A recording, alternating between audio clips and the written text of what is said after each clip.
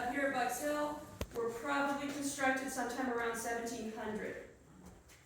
Travel between Bucks Hill and the center of Waterbury was done on a cart path. So where all the action was in Waterbury was down by the green. That's where most people lived. This was the boonies. This was the outskirts. You know, there are only a few families up here, and it was just a dirt road. There's a dirt path to get all the way to Hey town. Rachel, was there any Native Americans around here back then? Yes, there were. Yep. Do you know what tribe? So we're right on the boundary line. Right. So there were actually a couple of, so the Tunsis were in this area, the Augustids were in this area, so there were a lot of different tribes that came through this region. Okay. Yeah. Yeah, that's something I've started researching, but I don't have it all done yet.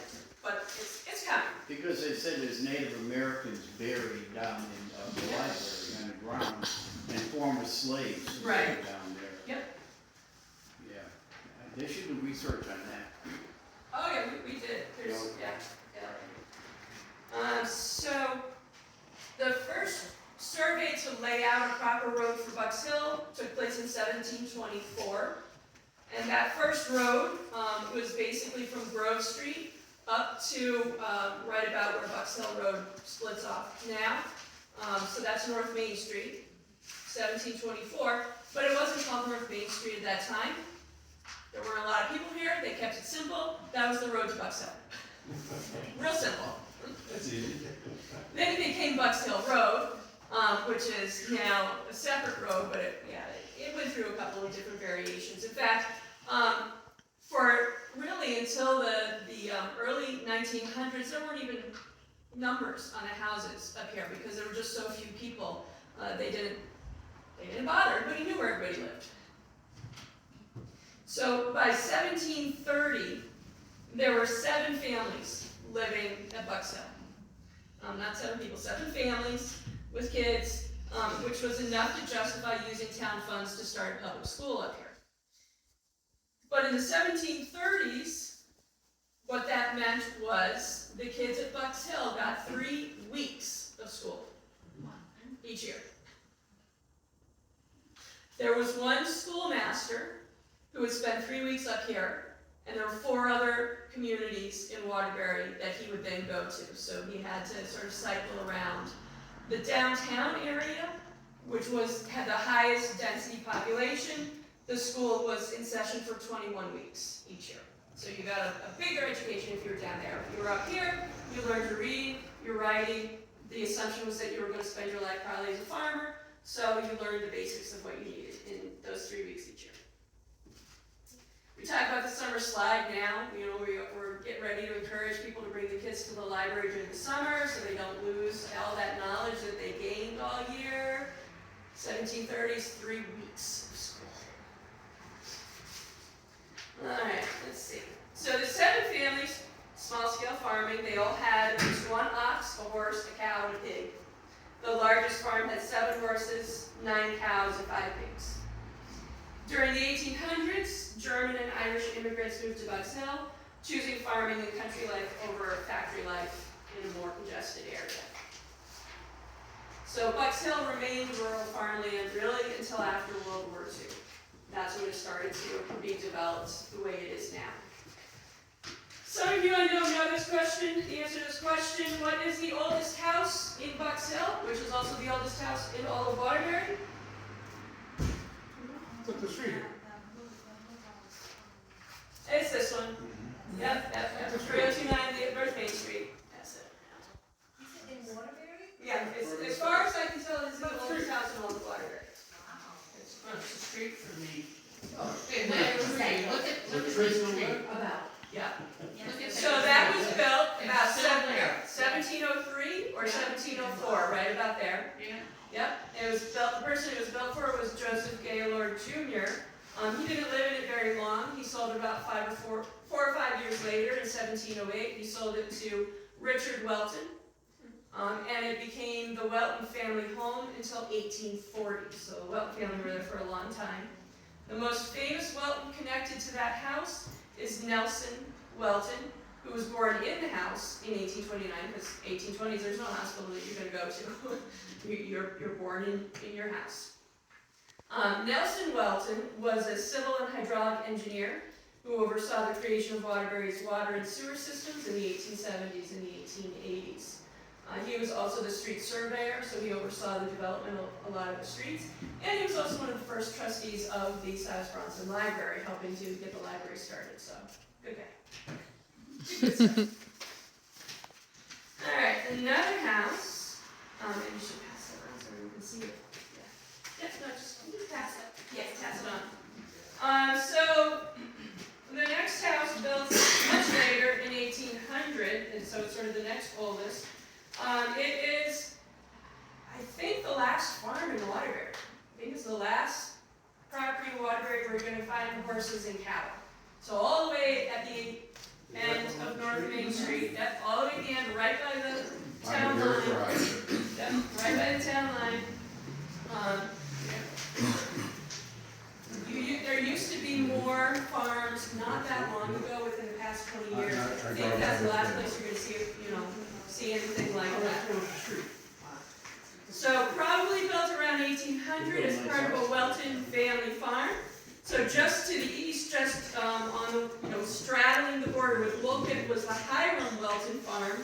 And that had a sawmill, it had a cider mill, it had a grist mill, it had 3 ponds, one of which was used to cut ice to sell downtown in Waterbury. So it was just, farming was very productive up here. That house that still has a horse, around 1888, it was purchased by an Irish immigrant. His family stayed there until 1922. And like I said, I think it's the only farm left anywhere in Waterbury. No. No? All right. Tony has one over on, All right. on Good to know. Monson Road. So that makes sense. Oh, it's finished? All right, so the next 2 houses I don't have pictures of because they're hard to photograph.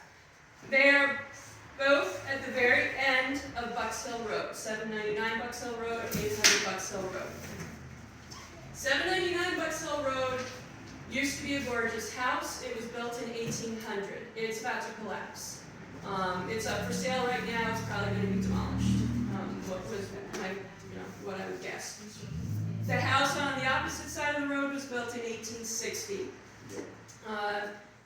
And one of the things I like about these 2 houses is that, we talked a lot about crime activities, problems happening today. Problems happened back then too. So, back in, where are we at here? In the 1890s, 799 Bucks Hill was home to the Bunnell family, and 800 was home to Irish immigrants, the McCabe family. The Bunnells at 799 did not get along with the Irish McCabe's at 800.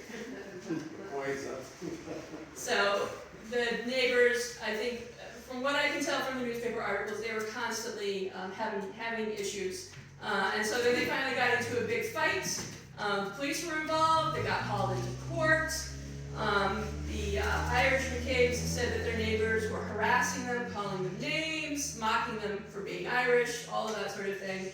The judge actually sided with the Bunnells and fined the Irish McCabe's for disturbing the peace. So, a little rowdy down at the end of Bucks Hill. Alright, this house, 2905 North Main Street, built in 1869. It's now apartments, it's like a 3-family, I think. It originally would have had just incredible ornate woodwork all over the front porch. All of those details are gone now. But it was home to George Faber, who was probably the second German immigrant in Waterbury, the first Waterbury German immigrant to be a farmer. And he was one of the largest landowners up here in Bucks Hill. And in fact, he donated the land for this building. This was part of his property. So this was built in the 1890s on land that Faber donated for the church that was previously here. Faber worked in the brass industries when he first came to Waterbury as a young man. He was there for a couple of decades. He also worked as a farmer. And he moved to Bucks Hill because he was worried about his sons getting into trouble downtown in the urban part of Waterbury. He didn't want them to go the wrong way, being in that urban lifestyle, young men getting into trouble in the city. So he moved up here to the farmland. He was was involved in real estate, but he also did a lot of farming, and in fact, one of his sons grew up to become a prominent physician, so it worked out. It was a good plan. Life up here, though, wasn't completely perfect, so when he first moved up here in the late 1860s, Faber and 24 property owners published a notice in the newspaper warning people that they were tired of trespassers and that they would definitely prosecute anyone found hunting, fishing, or gathering fruit, berries, or nuts on their land. So, you know, it's always problems. It's always problems. Yes. Thank you. Policies. I was doing so well all day. I didn't think I was going to need any water.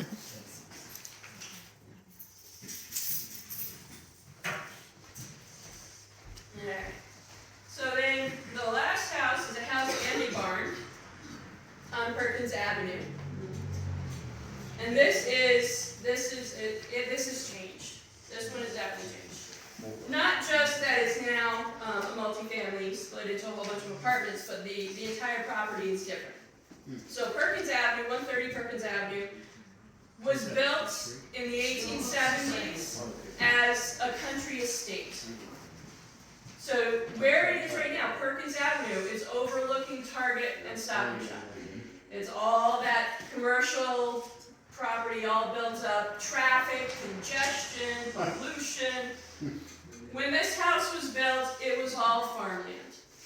There was a lovely stream that went through where all of that shopping plaza is, multiple barns, just lovely. The house right now is basically a big wall so that the road can go through, but it had a gently sloping lawn that went down. The property was a farm for long before the house was built. The house really was sort of a statement of wealth.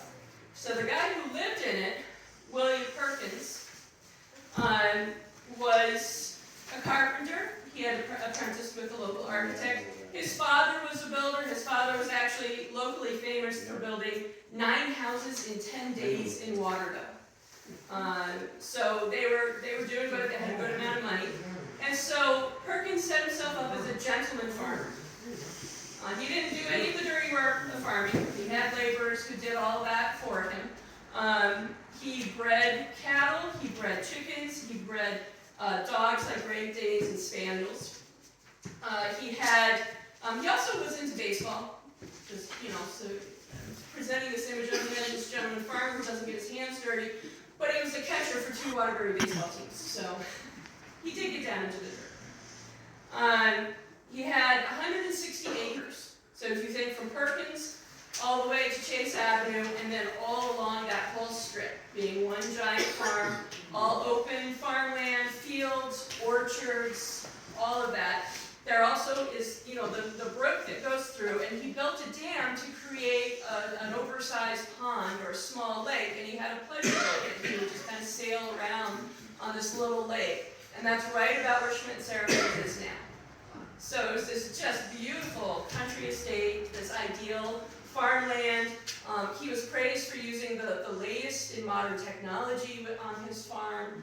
It really just was incredible. Every October, everybody in Waterbury went to the farm to gather chestnuts and walnuts. So, just like you go to Rogers Orchards now, you go to the Perkins farm every fall. So everything really remained farmland until after World War II. 1950s was when you really start seeing the development, the more suburban development in Bucks Hill. Part of it is the affordability of cars. Part of it is that the people who lived up here were constantly petitioning the city for better city services, like being added to the sewer line, getting the telephone line run up here, getting electricity up here. All of that made it easier for developers to build all the more suburban style streets that we have up here. But farming continued. As we said, there's a couple small farms now. Ruth Glasser, who taught at UConn Waterbury for many years, she is retired now, but one of her last big projects was research into Waterbury's farming history, and she did some great work for Bucks Hill, for that 20th century Bucks Hill farming. She did a lot of oral histories, and she put it all together into a digital exhibit, so it's actually online. ConnecticutHistory.org has her Waterbury farming exhibit, so if you want to know more about Bucks Hill farming, I would definitely recommend checking that one out. And that's what I have. Awesome. Do you know this is Helen Faber? So you can tell me about the papers. I think we did Is that. it possible to get a copy of that? Oh my goodness.